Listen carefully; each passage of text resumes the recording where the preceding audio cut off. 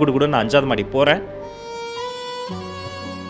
போய் உள்ளே நுழையும் போது பெட்டில் இருந்த அப்பா கீழே இருந்த அப்பா சரிஞ்சு என்னை பார்த்துக்கிட்டே,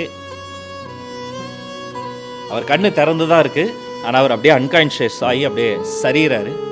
நான் ஓடி போய் கத்திக்கிட்டே அப்பான்னு சொல்லிட்டு அவரை போய் அப்படி தொடுறேன்.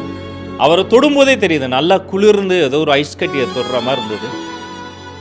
நான் பிறந்தப்ப கையில் அப்படியே எங்கள் அப்பா வாங்கினவர், குழந்தைய கையில் வாங்கினவர், அவர் ஒரு குழந்தை மாதிரி கிடக்கிறாரு. வெறும் லுங்கி தான், அவருக்கு ரொம்ப பிடிச்ச காஸ்டியூம். அப்படி லுங்கி போட்டு சாதாரணமாக இருப்பார், சாதாரண ஒரு பனியன் போட்டிருப்பார், அந்த லுங்கியோடு அப்படியே கிடக்கிறாரு. அவர் நான் தூக்குறேன், முடியல. அவர் கண்ணு இன்னும் திறந்திருக்கு. காதை வச்சு நெஞ்சில் கேட்குறேன், இதயம் துடிக்குதா இல்லையான்னு என்னால் கண்டுபிடிக்க முடியல. என் கண்ணுக்கு யாருமே தெரில, கண்ணிலேருந்து தாரையாக கண்ணீர் கொட்டுது. முடிஞ்ச அளவுக்கு நான் சிபிஆர் பண்ணேன்.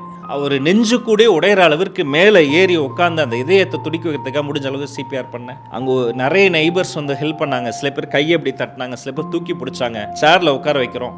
அவரை நான் தூக்குறேன் சேரில் உட்கார வைக்கிறதுக்கு. அப்படி தூக்கும் போதே தெரியுது, அவர் அறியாமல் அவர் அப்படியே பாத்ரூம் போயிட்டார் லுங்கியில். அதோடு தூக்கி சேரில் உட்கார வச்சு ஆம்புலன்ஸில் ஏற்றி கொண்டு வந்து ஆம்புலன்ஸில் சொல்லிக்கிட்டே வர்றாரு, இதே நின்னவங்களை கூட பிழைக்க வச்சுருக்காங்க சார், நம்பிக்கையோடு இருங்க, அப்பாவுக்கு ஒன்றும் ஆகாதுன்னு சொல்லிக்கிட்டே வந்து ஹாஸ்பிட்டலில் கொண்டு போய் வச்ச உடனே எல்லா டாக்டர்ஸும் சுற்றி நின்று பார்க்க ஆரம்பிச்சு. அதில் ஒரு டாக்டர் வந்து மெதுவாக சொல்ல ஆரம்பித்தார், அப்பா நான் பிடிக்குமா சார்? அஃப்கோர்ஸ் சார், அவர் தான் எனக்கு ஹீரோ, அவர் தான் எனக்கு எல்லாம், கொஞ்சம் ப்ரிப்பேர் ஆகிக்கங்க, கஷ்டம்தான் அப்படின்னாங்க. இல்லை பரவாயில்ல சொல்லுங்கன்ட்டோன்னா, இல்லை அவர் இறந்து சில நிமிடங்கள் ஆனதுன்னாரு. அதுக்கப்புறம் அவங்க நிறைய சொன்னாங்க, எதுவுமே காதல் விடலை. அதுக்கப்புறம் வீட்டில் இருந்து பல வண்டிகளில் யார் வந்து ஹாஸ்பிட்டலில் இறங்கினாங்க, எதுவுமே எனக்கு தெரியல. நான் ப்ரிப்பேர்டாக இல்லை, இது மாதிரி ஒரு நாள் வரும்னு நான் ப்ரிப்பேர்டாக இல்லை. அதனால் அந்த நாள் அப்படியே எனக்கு பிளாங்க் ஆயிடுச்சு.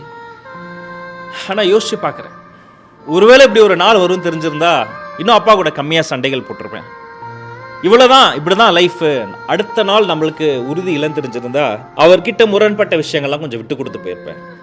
அவர் நிறைய ஆசைப்பட்டார், இன்னும் பெரிய உயரத்துக்கெல்லாம் போகணும்னு ஆசைப்பட்டார். அந்த உயரங்கள்லாம் இன்னும் கொஞ்சம் அடைஞ்சிருப்பேன். பட் இதுதான் வாழ்க்கை.